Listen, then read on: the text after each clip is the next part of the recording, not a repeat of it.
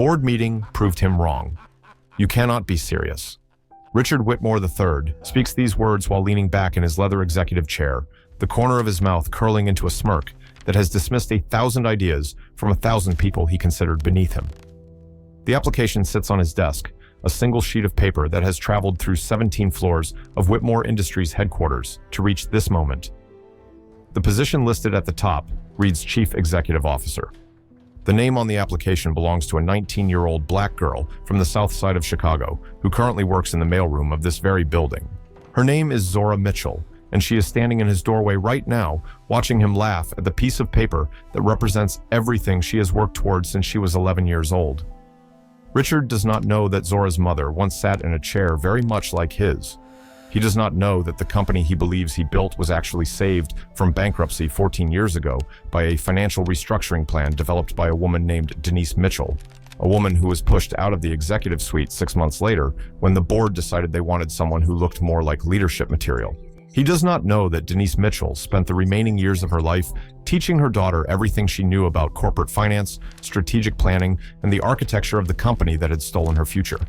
He does not know that Denise Mitchell died 18 months ago, leaving behind a daughter with a promise and a plan.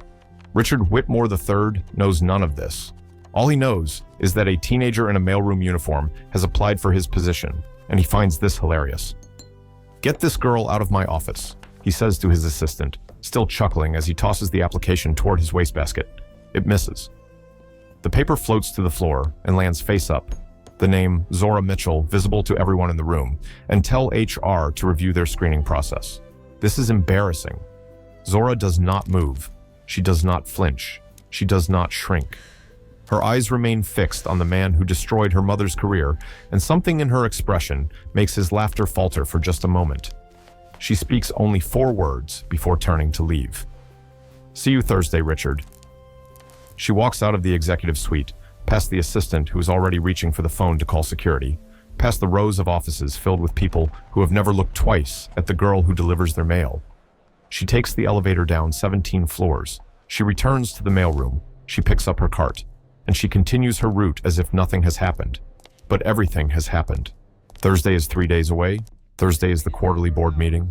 Thursday is the day that Richard Whitmore III will learn that the girl he laughed at holds the keys to his destruction and the salvation of the company he believes belongs to him.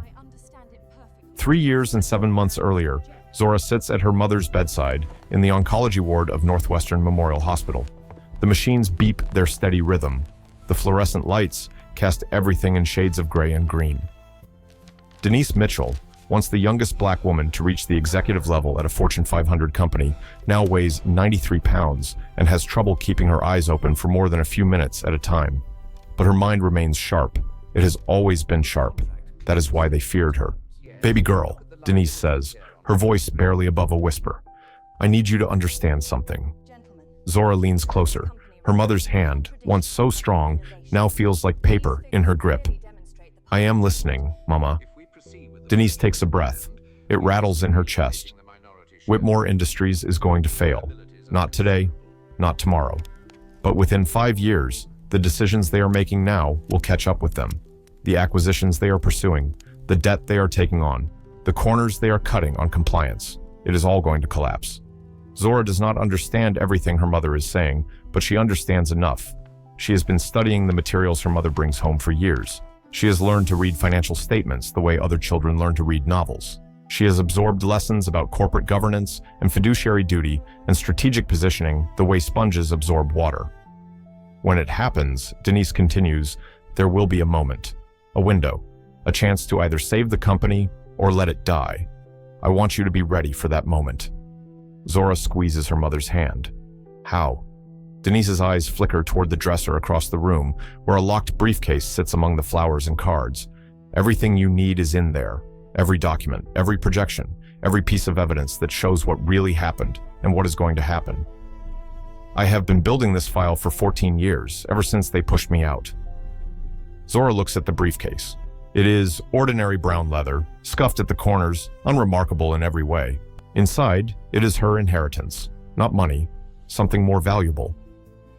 When the time comes, Denise says, you will know what to do. But you have to be inside, baby. You have to be close enough to see the cracks forming. You have to position yourself so that when everything falls apart, you are the one holding the solution. That is why I need you to get a job at Whitmore. Any job. Start at the bottom. Watch, learn, wait. Zora shakes her head. Mama, I am 16. I should be in school. I should be applying to colleges. You should be taking back what they stole from us. Denise's voice gains sudden strength, a flash of the woman she used to be. They stole my career. They stole my reputation. They stole my future. And when I tried to fight back, they made sure no one in the industry would touch me. I spent 8 years working temp jobs and teaching night classes while watching the people who betrayed me take credit for my work. She pauses, coughs, continues. I am not asking you to give up your life, baby. I am asking you to play the long game. Go to school online, get your degree, learn everything you can. But keep your eyes on Whitmore, because one day, Richard Whitmore is going to need someone to save his company. And when that day comes, you are going to be standing right there with the answer. And then you are going to make him pay for what he did to me. Zora looks at her mother. She sees the fire that still burns behind those tired eyes. She sees 14 years of injustice compressed into a single request. She sees a woman who has been dismissed and forgotten and erased, asking her daughter to remember. Okay, Mama, Zora says. I will do it. I will make them see. Denise smiles. It is the last smile Zora will ever see on her mother's face. 18 months later, Denise Mitchell dies in her sleep. The obituary in the Tribune is 4 lines long. No one from Whitmore Industries sends flowers, but her daughter is already working in the mailroom, already watching, already waiting. The game has begun. Wednesday night, 36 hours before the board meeting, Zora sits in her apartment on the 3rd floor of a converted brownstone in Bronzeville. The apartment is small. The radiator clanks. The neighbor's television bleeds through the walls, but the kitchen table is covered with documents that would make any corporate lawyer's heart stop. Financial projections showing that Whitmore Industries has been cooking its books for the past 3 years. Internal memos proving that the company's largest acquisition, the $4 billion purchase of a tech startup called Meridian Systems, was based on fraudulently inflated valuations. Email chains demonstrating that Richard Whitmore III personally approved accounting practices that violate SEC regulations. And at the center of it all, the original restructuring plan from 14 years ago, the one that saved Whitmore Industries from bankruptcy, the one with Denise Mitchell's name on every page, the one that was submitted to the board under Richard Whitmore's signature after Denise was forced out. Zora has spent 2 years collecting this evidence. She has cultivated relationships with disgruntled employees. She has retrieved documents from archives that were supposed to have been destroyed. She has tracked down former executives who were willing to talk once they understood that someone was finally listening. Her mother built the foundation. Zora has constructed the case, but evidence alone is not enough. Zora has learned this lesson from watching her mother's story unfold. Denise had evidence too. She had documentation of everything that was done to her, but the board did not care. The regulators did not care. The media did not care. Because Denise Mitchell was a black woman making accusations against a wealthy white family, and the world had already decided whose story to believe. Zora needs more than evidence. She needs leverage. She needs to create a situation where the board has no choice but to listen. She needs to make it impossible for them to look away. That is why she applied for the CEO position. Not because she expected to get it, but because she knew exactly what Richard Whitmore would do when he saw her application. She knew he would laugh. She knew he would dismiss her. She knew he would be so blinded by his contempt that he would never see her coming. And she knew that his reaction would be witnessed. Richard's assistant was in the room when he threw away her application. The assistant, a woman named Margaret Chen, who has worked at Whitmore for 22 years and has seen more than anyone realizes, made eye contact with Zora as she left. There was something in that look. Recognition, perhaps even respect. Margaret Chen will be at the board meeting tomorrow. So will Zora. Zora picks up her phone. She dials a number she has memorized. A voice answers on the 3rd ring. Are we ready? The voice belongs to James Okafor, a financial journalist at the Wall Street Journal who has been investigating Whitmore Industries for the past 8 months. Zora has been feeding him information piece by piece, building a relationship of trust that will culminate tomorrow. I am ready, Zora says. The documents are prepared. The timeline is set. When do you need me there? James pauses. You understand what happens if this goes wrong. They will bury you. They will destroy your reputation. They will make sure you never work in any industry again. Zora looks at the photograph of her mother that sits on the bookshelf across the room. Denise Mitchell, age 34, standing in front of the Whitmore Industries building on the day she was promoted to Vice President of Strategic Planning. The day before, everything fell apart. "They already did that to my mother," Zora says. "I am just returning the favor." Thursday morning arrives gray and cold, the kind of Chicago February day that makes you question why anyone lives in this city. Zora dresses carefully, not in her mailroom uniform, not in anything that would make her invisible. She wears a charcoal suit that belonged to her mother, tailored to fit her frame. She wears her mother's pearls. She wears shoes that she saved for 3 months to afford, polished until they shine like mirrors. She looks at herself in the bathroom mirror. She sees her mother's eyes looking back at her. "Let us finish this, Mama," she says. The board meeting is scheduled for 10 a.m. in the executive conference room on the 43rd floor. Zora arrives at Whitmore Industries at 8:47 a.m. She does not go to the mailroom. She takes the elevator directly to the executive level. The receptionist looks up, confused. "Miss, the mailroom is on the 2nd floor." Zora walks past her without stopping. She moves through the corridor with the confidence of someone who belongs there. Security cameras track her progress. Phones begin to ring. By the time she reaches the conference room, a small crowd has gathered. Assistants, junior executives, security guards who are not quite sure what to do with a 19-year-old in a tailored suit who walks like she owns the building. Richard Whitmore emerges from his office. He sees Zora standing in front of the conference room doors. His face cycles through several expressions: confusion, recognition, annoyance, and finally, that smirk she has come to know so well. "The mailroom girl," he says, loud enough for everyone to hear. "I told you to come back Thursday. I assume this is your resignation." Zora does not match his volume. She speaks quietly, forcing him to lean in to hear her. "This is not a resignation, Mr. Whitmore. This is a hostile takeover." Richard laughs. The sound echoes through the corridor. Several people join in nervously, unsure whether this is a joke. "A hostile takeover," he repeats, from a teenager who delivers packages. "And what exactly are you taking over?" Zora reaches into her bag. She pulls out a thick folder. "This company, and your position. You see, I did apply for the CEO job, but I realized you were never going to give it to me voluntarily, so I decided to take it." She hands him the folder. He takes it reflexively, still smirking. He opens it. He reads the first page. His smirk fades. He reads the second page. His face goes pale. He flips to the 3rd page, the 4th, the 5th. His hands begin to shake. "What is this?" he says. His voice has lost its confidence. "This is everything," Zora says. "Every fraudulent transaction, every cooked book, every violation of federal securities law. This is the evidence that is going to end your career and save this company from the disaster you have been steering it toward for the past 5 years." She pauses. "It is also the evidence that proves my mother developed the restructuring plan that saved Whitmore Industries 14 years ago. The plan you took credit for after you pushed her out. The plan that you have been citing as your greatest achievement ever since." Richard looks up from the folder.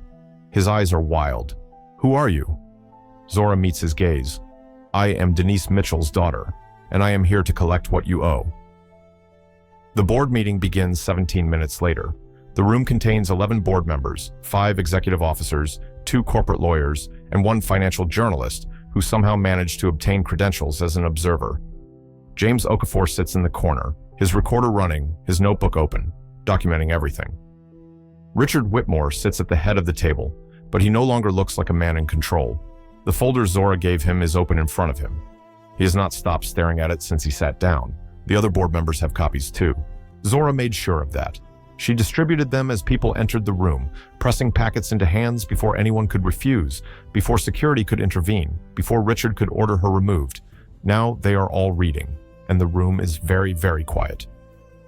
Board chair. William Sterling speaks first. He is 73 years old, a founding member of the company, a man who has sat in this room for longer than Zora has been alive. He looks at Richard. He looks at the documents. He looks at Zora. "Young lady," he says, "I need you to explain what we are looking at." Zora stands. She has rehearsed this moment 1,000 times. She has imagined every question, every objection, every attempt to dismiss her. She is ready. "You are looking at evidence of systematic financial fraud," she says. "Over the past 3 years, Whitmore Industries has been artificially inflating its revenue figures by approximately $40 million per quarter. This has been accomplished through a series of techniques including premature revenue recognition, channel stuffing, and the manipulation of accounts receivable.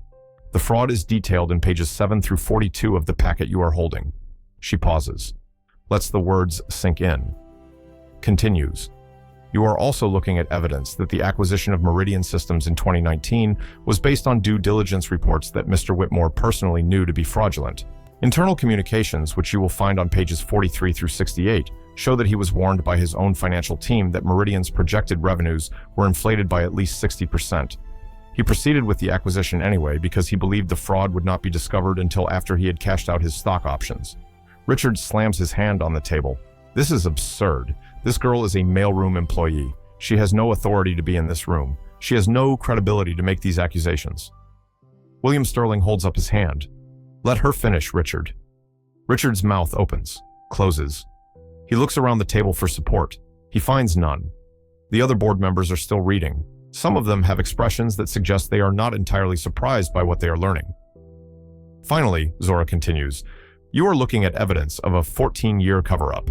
In 2009, when Whitmore Industries was on the verge of bankruptcy, a restructuring plan was developed by Denise Mitchell, then Vice President of Strategic Planning. That plan saved this company. It is the foundation of everything Whitmore has accomplished since. But instead of recognizing Denise Mitchell's contribution, Richard Whitmore took credit for her work and engineered her termination. He then ensured that she would never work in the industry again by spreading false information about her performance and character. She reaches into her bag. She pulls out the original restructuring plan, the one with her mother's name on every page, the document that has been locked in a briefcase for 14 years. She places it on the table in front of William Sterling. My mother died 18 months ago, Zora says. She never received recognition for saving this company. She never received compensation for the work that was stolen from her. She never received justice for the career that was destroyed. Her voice remains steady, but something in her eyes shifts. Something raw, something human. I am not here for revenge, Mr. Sterling. I am here because this company is about to collapse under the weight of Mr. Whitmore's mismanagement, and I have a plan to save it, just like my mother did 14 years ago. Richard stands. His chair scrapes against the floor. I will not sit here and listen to this. Security, remove this girl from the building immediately. No one moves. The security guard standing by the door looks at William Sterling for guidance. Sterling shakes his head slightly. The guard remains in place. Richard looks around the room. For the first time, he seems to understand that the ground beneath him has shifted, that the people who have followed his orders for years are no longer certain they should continue. William, Richard says, his voice taking on a pleading quality, you cannot possibly believe this. She is a child. She is making up stories to get attention. She has no credentials, no experience, no standing to make these accusations. Zora speaks before Sterling can respond. I have a bachelor's degree in finance from Northwestern, completed through their online program while working full-time in your mailroom. I have passed the CFA Level 1 and 2 examinations. I have been studying your company's operations for 3 years, and I understand its financial structure better than anyone in this room, except possibly your CFO, who is currently calculating exactly how much prison time he is facing for signing off on fraudulent statements. She looks at the CFO, a man named Robert Hayes, who has not spoken since the meeting began. He is sweating. His copy of the folder is open to a page that contains his signature on a document he clearly wishes he had never signed. I am not asking you to believe me because of my credentials, Zora continues. I am asking you to believe the evidence. It is in your hands. You can verify every claim I have made through your own auditors, your own lawyers, your own investigation. All I am doing is showing you what has been hidden from you. William Sterling looks at the documents in front of him. He looks at his fellow board members. He looks at Richard Whitmore, who is still standing, still clutching the edge of the table as if it is the only thing keeping him upright. Then he looks at Zora. The room holds its breath. Tell me about your plan, Sterling says. Zora speaks for 47 minutes. She lays out a comprehensive restructuring proposal that addresses the company's debt burden, its compliance failures, its strategic vulnerabilities. She identifies the divisions that need to be divested, the partnerships that need to be terminated, the leadership changes that need to be made. She cites specific figures, specific timelines, specific benchmarks. She answers questions from board members who range from skeptical to impressed. She demonstrates a command of the company's operations that rivals anyone in the room. When she finishes, the board takes a vote. The motion to suspend Richard Whitmore III as CEO pending a full investigation passes 9-2. The motion to appoint an interim leadership committee passes 11-0. The motion to engage external auditors to verify the allegations in Zora's documents passes 11-0. Richard Whitmore watches it happen. He watches his company slip away from him in real time. He watches the board that he believed was loyal to him turn against him with the calm efficiency of people who have been waiting for an excuse. When it is over, he looks at Zora. His face is a mask of hatred and disbelief. "You have no idea what you have done," he says. "You have destroyed everything." Zora meets his gaze. She does not flinch. "No," she says. "You destroyed everything. 14 years ago, when you stole my mother's work and threw her away like she was nothing. I am just making sure the world finally sees the truth." Richard is escorted from the building by security at 12:47 p.m. Cameras capture his exit. The footage will appear on every financial news network by the evening broadcast. James Okafor's article goes live on the Wall Street Journal website at 2:15 p.m. By midnight, it has been read by 3 million people. By the end of the week, federal investigators have opened an inquiry. By the end of the month, Robert Hayes, the CFO, has agreed to cooperate with prosecutors in exchange for a reduced sentence. By the end of the quarter, Richard Whitmore III has been formally charged with securities fraud, and Whitmore Industries stock has dropped 42% before stabilizing as investors recognize that the company's new leadership is taking the crisis seriously. But the most significant moment happens 3 months later in a small ceremony that receives little media attention. The Whitmore Industries Board of Directors gathers in the same conference room where Zora Mitchell made her presentation. This time, the purpose is different. William Sterling stands at the head of the table. He holds a plaque in his hands. "We are here today," he says, "to formally recognize a contribution that should have been acknowledged 14 years ago." The restructuring plan that saved this company in 2009 was developed by Denise Mitchell. Her work laid the foundation for everything Whitmore Industries has accomplished since. Her name was erased from that work through an act of deliberate injustice, and that injustice was compounded by the destruction of her career and reputation. He pauses, looks at Zora, who is standing beside him. "We cannot undo what was done to Denise Mitchell," Sterling continues. "We cannot give her back the years she lost. We cannot restore the career that was stolen from her. But we can ensure that her contribution is never forgotten again." The plaque is mounted on the wall outside the conference room. It reads, "The Mitchell Strategic Initiative, named in honor of Denise Mitchell, whose vision and expertise saved this company when no one else could. Her legacy lives on in the work we do today." Zora stands in front of the plaque after the ceremony.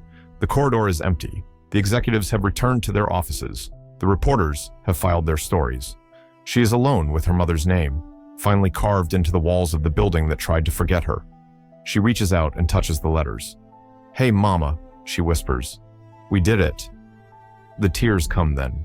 The tears she has been holding back for 3 years, since the day her mother died and left her with a promise and a plan. She cries for the mother who never got to see this moment. She cries for the 14 years of injustice that should never have happened. She cries for the girl she was before all of this began, the girl who just wanted her mother to be recognized, the girl who learned that the world does not give recognition freely to people who look like her. She cries because the victory is real, but it is not enough. It will never be enough. Her mother is still gone. The years are still lost. The wound is still there, even if the world has finally seen it.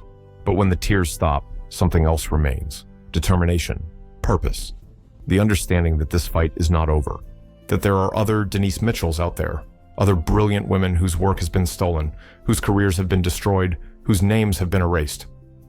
Zora wipes her eyes. She straightens her jacket. She walks toward the elevator. 6 months later, she is appointed to the Whitmore Industries Board of Directors, the youngest member in the company's history. She is not the CEO. She told the board she was not ready for that role, not yet. But she is watching, learning, waiting. The board wanted to give her a title, some position that would formalize her role in saving the company. She declined. She does not need a title to do the work that matters. What she needs is access, influence, the ability to ensure that what happened to her mother never happens to anyone else. She uses her position to implement new policies, blind review processes for promotions and project attribution, mandatory documentation of contributions to major initiatives, whistleblower protections that actually protect whistleblowers. She creates a mentorship program for young professionals from underrepresented backgrounds, funding it with a portion of the settlement she received from the company's admission of wrongdoing in her mother's case. She names it the Denise Mitchell Leadership Initiative. She does not give interviews. She does not seek publicity. She does not try to build a personal brand around her story. When reporters call, she directs them to the people she has helped, the programs she has built, the changes she has made. The story is not about her, she tells them. The story is about the system that allows people like Richard Whitmore to thrive, while people like her mother are crushed. The story is about changing that system, one policy at a time, one company at a time, one life at a time. Richard Whitmore III is sentenced to 7 years in federal prison. His trial receives extensive coverage. His fall becomes a case study in corporate governance courses at business schools across the country. Professors use his story as an example of what happens when boards fail in their oversight responsibilities. Zora does not attend the sentencing. She does not need to see him brought low. She has already won the only victory that matters. Her mother's name is on the wall. Her mother's work is recognized. Her mother's legacy lives on in every young professional who enters the Mitchell Leadership Initiative and learns that their contributions matter, that their voices deserve to be heard, that the system can be changed by people who refuse to accept its limitations. But late at night, when the offices are empty and the city lights glitter through the conference room windows, Zora sometimes sits in the chair where her mother once sat. She looks out at the skyline her mother loved. She thinks about everything that has happened and everything that is yet to come. And she asks herself the question that has driven her since she was 16 years old, sitting at her mother's bedside, listening to a dying woman explain how to tear down walls. What would Mama do next? The answer is always the same. More. There is always more to do. More walls to tear down, more voices to amplify, more people to help. The work is never finished because the injustice is never finished, because somewhere, right now, there is another Black woman being pushed out of a job she earned. Another young person being told they do not belong, another brilliant mind being dismissed because it comes wrapped in the wrong packaging. Zora cannot save them all. She cannot fix everything. She cannot undo the centuries of prejudice and exclusion that have built the world she lives in. But she can keep fighting. She can keep showing up. She can keep being the person her mother raised her to be. And that, in the end, is enough. Not because it solves everything, but because it is what she has. 2 years after the board meeting that changed everything, Zora Mitchell stands in front of a room full of business students at the University of Chicago. The auditorium seats 400 people. Every seat is filled. They have come to hear the story of how a 19-year-old mailroom worker brought down a Fortune 500 CEO. They have come for inspiration, for motivation, for the belief that the world can be changed by people who refuse to accept their assigned place in it. Zora does not give them the story they expect. I am not here to tell you that if you just work hard enough, you will succeed, she says. That is a lie. My mother worked hard. She was brilliant. She was dedicated, and the system destroyed her anyway. She pauses. The room is silent. I am here to tell you that the system is rigged against people like me, against people like my mother, against anyone who does not look like what power is supposed to look like. And I am here to tell you that we have to change the system, not by playing by its rules, not by hoping it will eventually recognize our worth, but by understanding how it works and using that knowledge to tear it down and build something better. She tells them about her mother, about the 14 years of injustice, about the briefcase full of documents and the plan that took 3 years to execute. She tells them about the moments of doubt, the nights when she wanted to give up, the fear that she would fail and lose everything her mother had worked for. And she tells them about the victory that was not a victory, the plaque on the wall that cannot bring her mother back, the recognition that came 14 years too late, the bittersweet reality that justice delayed is justice denied, no matter how it eventually arrives. So, what do you do? She asks the room. What do you do when the system is designed to ignore you? When your credentials do not matter because your face does not fit? When every door is closed before you even knock? She looks at the students. Some of them are crying, some of them are nodding, all of them are listening. You build your own doors, she says. You find the cracks in the walls and you make them wider. You connect with other people who are fighting the same fight and you share your resources, your knowledge, your power. You document everything. You never let them tell you that your experience does not count. And when the moment comes, when the system is vulnerable, when the opportunity presents itself, you strike with everything you have. She steps back from the podium, because here is the truth that nobody wants to admit. The system will not change on its own. The people who benefit from it will not give up their power voluntarily. Change happens when people like you and me make it happen, when we refuse to be invisible, when we force them to see us. My mother did not get to see the change she fought for.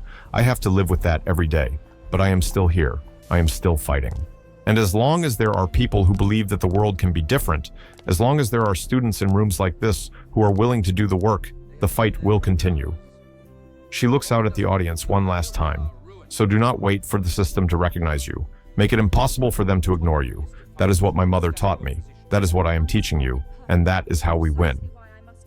The applause begins slowly. It builds. By the time she leaves the stage, 400 people are on their feet. The questions continue for 2 hours. Students who have never seen themselves in the stories of business success now see themselves in her. Students who have been told that their background is a liability now understand that it can be transformed into a strength. Students who have been fighting alone now know that they are part of something larger. Zora does not save them all. She cannot. But she plants seeds. She shows them a path.